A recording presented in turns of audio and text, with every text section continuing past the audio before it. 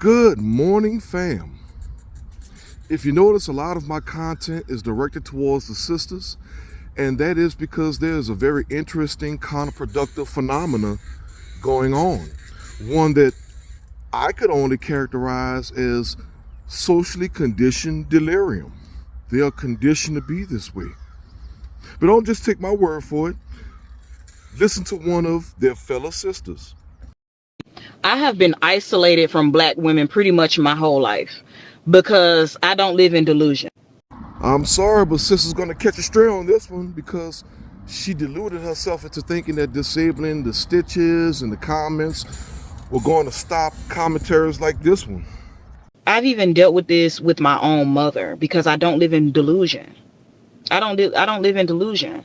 Most black women live in fucking delusion because it helps them sleep at night, I guess. But we now know that the reason why these women do this is because it gives them the illusion of power and control. The amount of power and control that they can never truly attain on their own. So they do the next best thing. They get into this, I think I can ideology. They tell themselves that if they can say it enough, then somehow they can manifest it. They can indulge in some type of witchcraft to call it into existence. Any and everything other than actually fighting for it. Actually flexing any dominance or power to achieve it. In other words, instead of doing the things that are truly necessary to attain actual power, they pretend. They call themselves going through all this self-help, all this mental gymnastics and healing, which is really just the self-reinforcement of that which is not true to psych themselves up. I mean, think about it. Think about all these different movies and TV shows where the women hype themselves up off of toxic feminist ideology. But see, there's a difference. And there's something that's unique to the sisters. If you compare and contrast to, say, the content of the non-melanated people, well, their content, their toxic feminist women, they typically revolve their rhetoric around two different statements: that they are strong and that they are intelligent. Now, granted, as soon as they call themselves strong and intelligent, you often see the entire show, or for the duration of the entire movie, said women demonstrating exactly how weak they are and how ridiculously stupid they are in some instances. They will do the dumbest shit. But then when it comes to the sisters and their programming, their TV shows, their movies, and these women say the same things, that they're smart and strong, the sisters will add independent in the mix too, and then proceed to show you exactly how dependent they are. I swear, and don't just take my word for it. See it for yourselves. Take any television show, any movie that is geared towards a female subject, especially a black female subject, where she is the focal point, she is the heroine, she is the subject. And see for yourselves. You can damn near do this with anything. The entire production winds up being some type of positive, hyped up propaganda used to use this particular woman as being some woman who is better than what she really is, and is used as an example to encourage other women, because it's not enough to recognize the experience that this one woman has gone through. Oh no, she has to be an example. She has to be an inspiration for other women. But I digress. Let's get back to this sister here. It's only like a handful of black women I can think of that I've connected with and over the course of my life so far, because most black women live in delusion.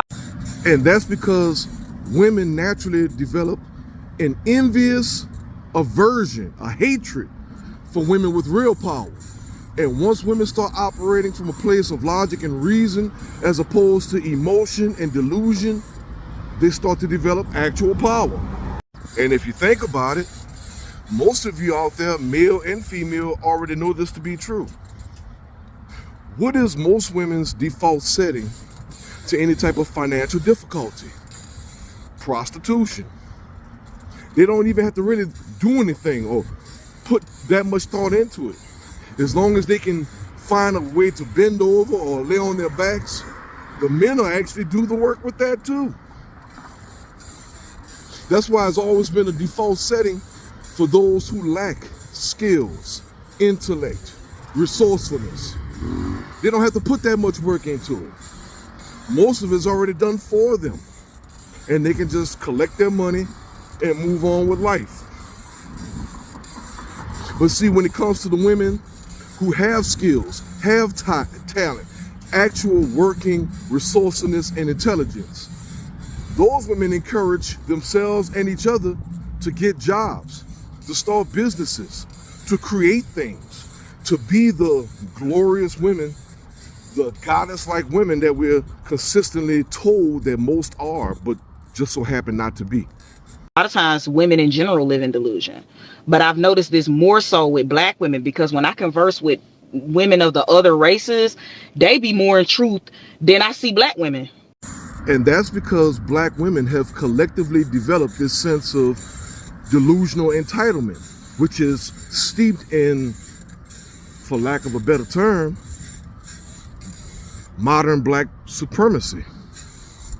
Because they tell themselves that if at least one black woman has done something of note or something of honorable mention, that just because of their blackness, that somehow they can vicariously tap into that same greatness just because, and claim it as their own. It is just as foolhardy and rash and empty as white supremacy. Like, I promise you, and I've worked with the public for like 15 years. I know what the fuck I'm talking about. I've done my observation. I've done my case studies. Black women live in fucking delusion. And I'm glad that the sister said this, because typically this is where all the pushback starts to enter the conversation. But here's the issue. It's not that hard to see. See, for some reason, these women delude themselves into thinking that if they can just argue against it, just for the sake of it, if they can just turn a blind eye to it, that the observations of the public just simply disappear. That somehow the black fatigue is going to become less real. That again, that whole I think I can ideology, where if they just say it enough, if they can just manifest it enough, that they're somehow gonna Jedi mind trick the world at large to ignore the bullshit and the fuckery. No, that's not how this works.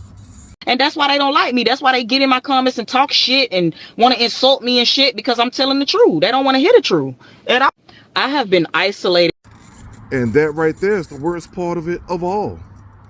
That even when you have the sisters who have awakened, who have demonstrated on a continuous and consistent basis that there's a better path, a better way to be, these women, despite all this rhetoric about the sisterhood, they actively fight against their better women. They fight against the women who would guide them, who would teach them, who would show them the way, who would put them in positions to where they wouldn't have to whore themselves out, who would put them in positions to where, yes, they can still be heard, but at the same time actually have something to say that's worth hearing. No, they bash these women. They call them pick-me's. They try to give them all sorts of personal attacks because they don't necessarily approve of the way that they look in their appearance. That they're not necessarily purchasing all the latest cosmetic pieces of nonsense. Or maybe these women are beautiful, but they still try to find some way to try to pick at these women's sense of self-esteem. They want to berate them in such a way to influence them to shut up, just so that they can continue to revel in their complacency, their mediocrity, their ignorance, and their habitual failure. God help us all. Good luck and Godspeed.